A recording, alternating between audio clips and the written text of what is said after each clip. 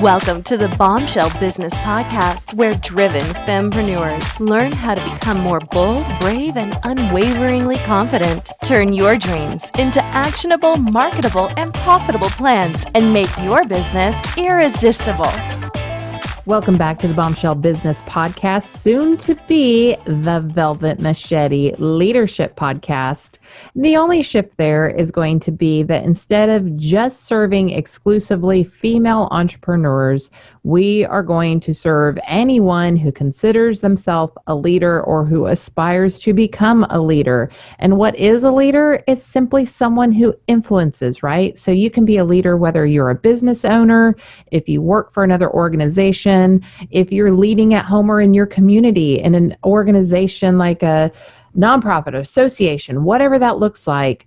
Our goal is to help you be a confident, compassionate, influential leader in whatever capacity that is for you. Now, we're doing that because my client base is so much more than our niche audience that we did this podcast for. And I honestly caught a lot of crap when I was on the road and speaking. I would have corporate clients say, well, when are you going to do a podcast for us? And I'd have men say, well, I'm not a bombshell.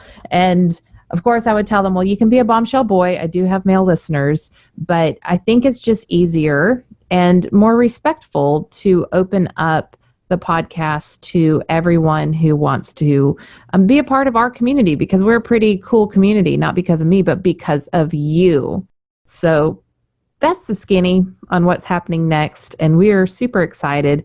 Make sure that if you haven't already, that you have subscribed to the podcast. So as these changes come about, you will not be surprised. Whether you're a longtime listener or this is the first episode you've ever listened to, that's a great and important way to stay in the loop. So today we're going to talk about how quiet leaders can also be wildly influential.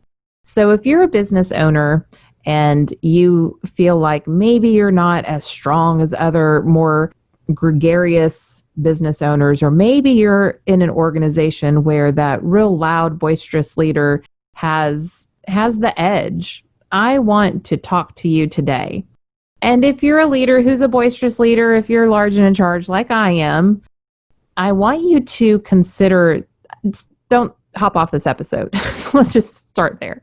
I want you to listen to this because I want you to consider how you can leverage people on your team or colleagues who might be more quiet leaders, okay?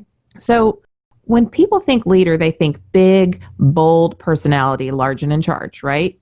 Mostly. The truth is that extroverted leaders are not the only stars of business success. And we have more and more successful, quote, quiet leaders to look to, like Bill Gates, Jeff Bezos, or when I think of quiet leaders who I admire and have always been someone that I've looked to, I think of Rosa Parks. She was not Martin Luther King. She was a quiet woman who quietly sat on a bus, right? So she changed the world. She changed a lot because of her quiet leadership. So one of the data points that we pulled from, and y'all know I'm a data nerd, there's a Chicago-based consultancy firm, it's ghSmart.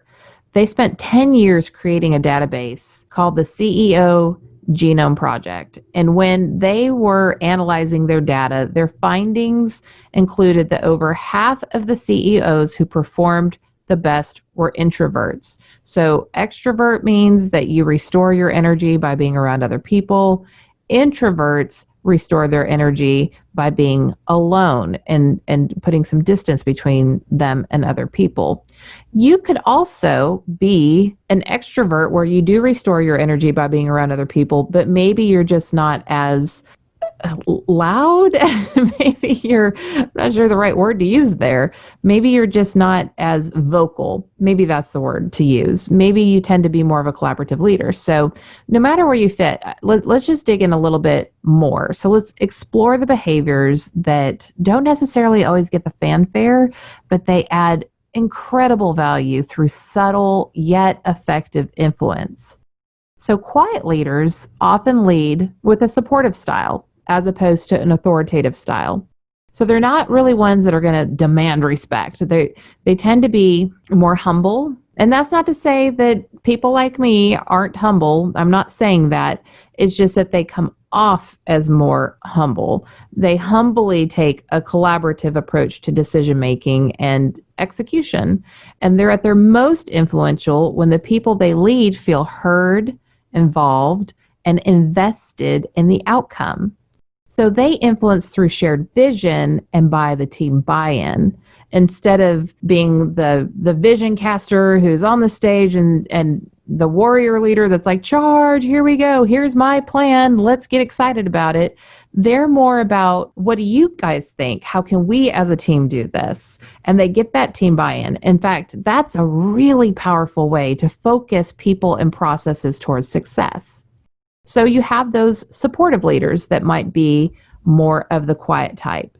And then you also have introspective leaders.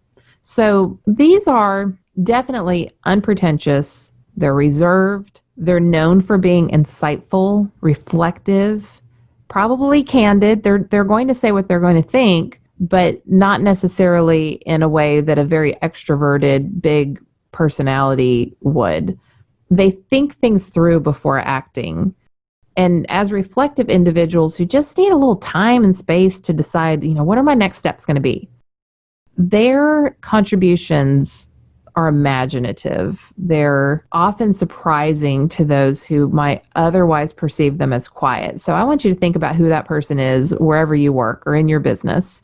And think about like when that person who doesn't really talk a lot suddenly comes out like Shazam, here's this amazing idea that nobody else thought about. It's probably because nobody shut up long enough to go in deep and think about what was possible. So that's their little secret sauce, right? They're at their most influential when their sincere interest in a thought plan and outcome is realized and others can look to them for stable strategic outcomes. So I know somebody's listening to this in their car right now and they're like, stable strategic outcomes, that's me. Yes, nobody ever pays attention to me. Nobody ever lets me get a word in edgewise. And if they would, I would have amazing plans that they can implement. So to you, whether you're a supportive leader or an introspective leader, I want you to find a way to be heard. I want you to look for opportunities to raise your hand and shine. In fact, if you're not the most social of leaders, it's very important that you don't appear overly private, especially an environment where transparency is celebrated. And you're like, look, Amber, I'm a private person. That's who I am. I understand. Okay. However, this is a big but. This is a 90s rap song, big but. That's the level we're going to here. I want you to, of course, close your door when you want to get work done, when it really matters. But I also want you to be committed to being a highly visible leader by making the rounds. So if you're in person, make the rounds in the morning. Pop into different audiences, offices. I'm not even going to edit that out.